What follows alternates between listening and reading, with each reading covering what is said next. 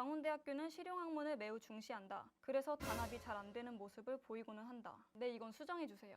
결론은 광운대는 단합이.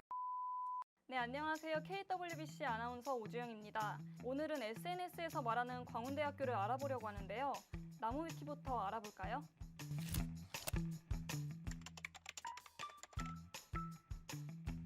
나무위키에 들어가자마자 사이트가 상징 교색에 맞게 브라운색이네요.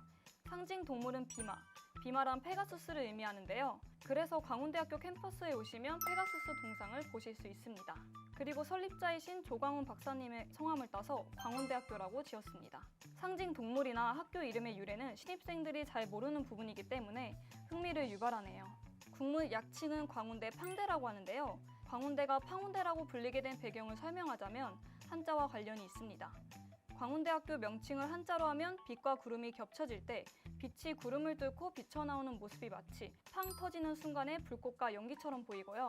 또 팡운대라는 글자를 멀리서 보시면 얼핏 광운대로 보이거든요. 그래서 광운대를 팡운대로, 광운대생들을 팡팡이라고 부릅니다. 광운대는 이공계열 중심의 대학이며 전통적으로 공학 및 자연계열과 실용학문에서 강세를 보이고 있다. 네, 맞습니다. 우리 학교가 과거에는 학칭이 광운대학교가 아닌 광운전자공과대학이었고 그래서 공과대학에서 강세를 보이고 있어요. 또한 광운대학교의 전자정보공과대학 및 전자공학과는 대한민국에서 최초로 설립, 단일 단과대학으로는 최대의 규모를 가지고 있다. 네, 맞습니다. 그리고 공대만 강한 학교라고 생각하실 수 있는데 타 단과대도 잘 준비되어 있는 학교랍니다. 광운대학은 S전자 입사자가 전국권으로 S전자 임직원 출신 대학 국내 5위로 최상위권 명문대와 어깨를 나란히 한다. 매년 S전자와 S사에만 각 수백 명을 취업시키는 등 취업 성과는 인서울 대학 중에서도 최상위권 수준이다. 네, 광운대는 대기업 취업률도 높은 편에 속합니다. 다음 학풍과 학생 문화로 넘어가 볼게요. 광운대학교는 실용학문을 매우 중시한다. 그래서인지 굉장히 이공계열 중심의 문화가 강하고 학업 분위기도 본인의 기술이 중요하다는 통념이 있다. 그래서 단합이 잘 안 되는 모습을 보이고는 한다.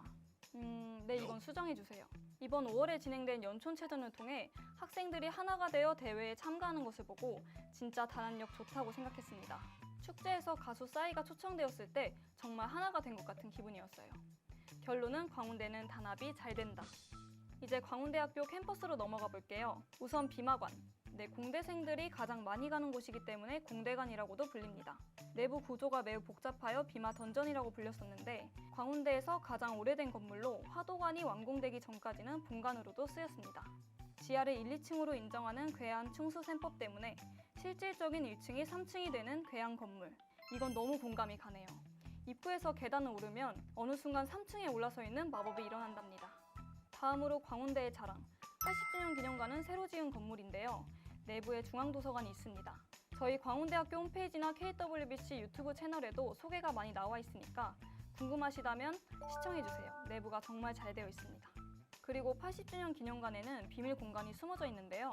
기념관이 가지고 있는 비밀 산책로가 궁금하시다면 이 영상을 시청해주세요. 다음으로 수마니 사이트에 들어가 보겠습니다.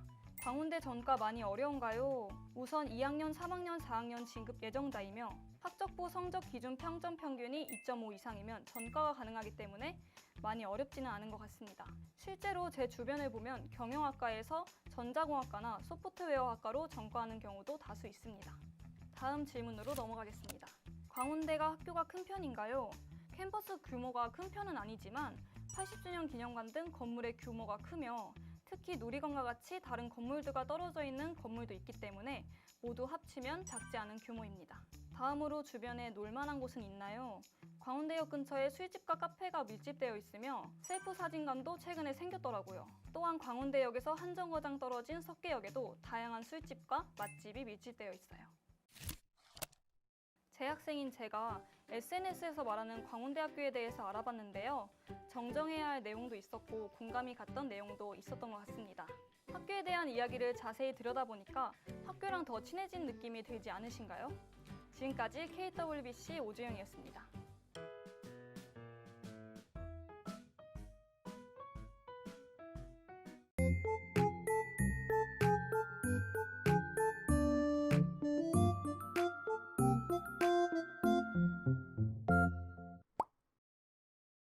안녕하세요. 안녕하세요. KWBC 희윤입니다. 제가 셀프캠을 켠 이유는 바로 내일부터 감사일기 쓰기에 도전하기 위해서인데요. 감사일기는 하루 동안 감사함을 느꼈던 일에 대해 쓰는 일기입니다. 작은 것이라도 감사하는 마음을 가지면 하루하루가 특별하게 다가올 것 같아요. 요즘 할 일이 산더미라 하루를 돌아보면서 생각을 정리할 시간이 부족했거든요. 그래서 감사일기를 통해 재충전의 시간을 갖고 다음날의 원동력으로 삼으려고 합니다. 내일부터 5일 동안 일과를 마치고 나서 감사일기를 써보도록 할게요. 제가 실제로 사용 중인 다이어리인데요. 색감 되게 예쁘지 않나요? 올해로 5년째 다이어리에 매일 일기를 쓰고 있는데 요일별로 나뉜 칸만 활용하게 되더라고요. 그래서 이 부분을 3개씩 차곡차곡 감사일기를 써볼게요. 오늘은 감사일기 1일차입니다. 첫 번째로 아침에 개운하게 일어날 수 있어서 감사했어요. 일찍 잔 덕분인지 알람이 울리기도 전에 눈이 번쩍 떠지더라고요. 두 번째로 이번 학기 수업을 잘 마칠 수 있어서 감사했어요. 수업 내용이 유익해서 재밌게 들었던 것 같습니다. 세 번째로 친구가 새로 한 네일이 예쁘다고 해줘서 감사했어요.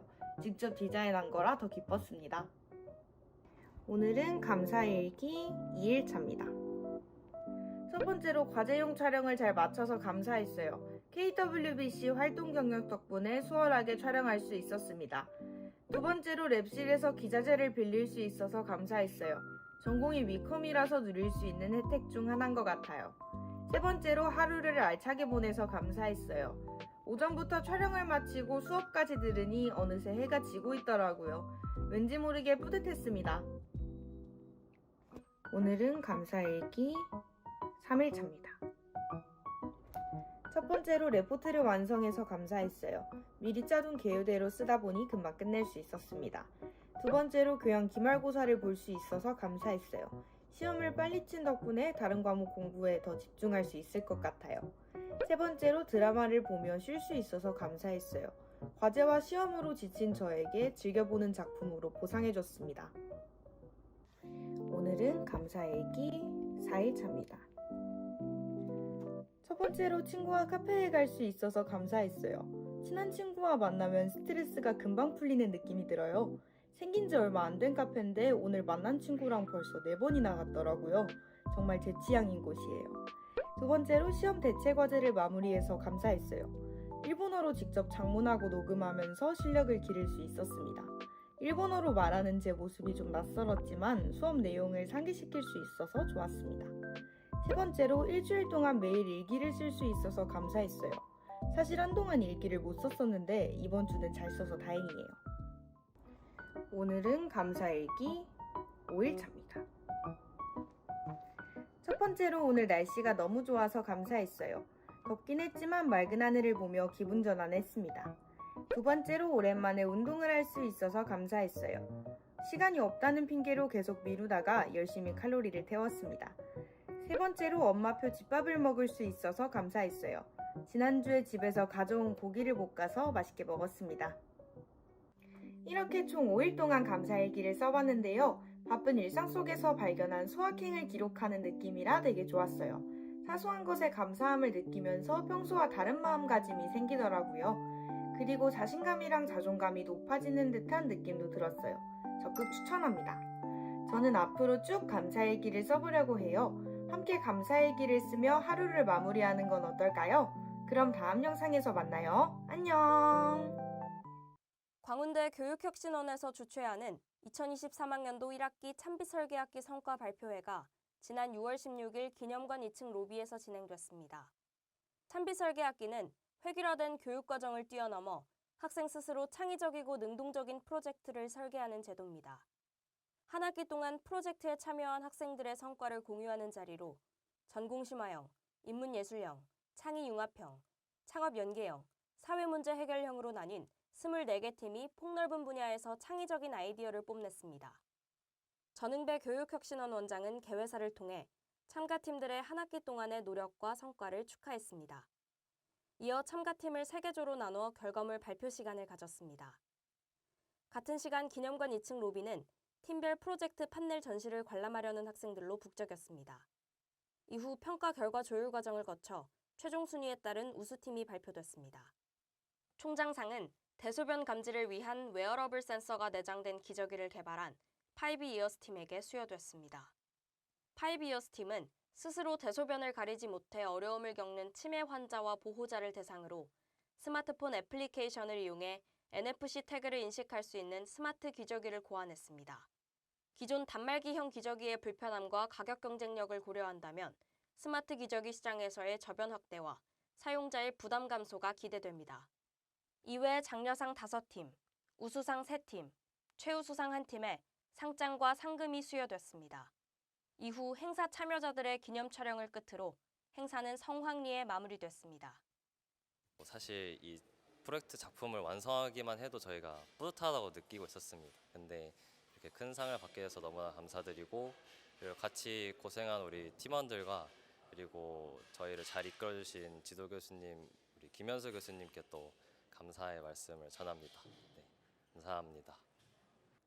학생들 스스로 무한한 가능성을 증명한 무대가 막을 내렸습니다. 지금까지의 노력과 성취가 학생들이 한 뼘 더 성장하는 값진 시간이 되었길 바랍니다. 지금까지 KWBC 류승현입니다.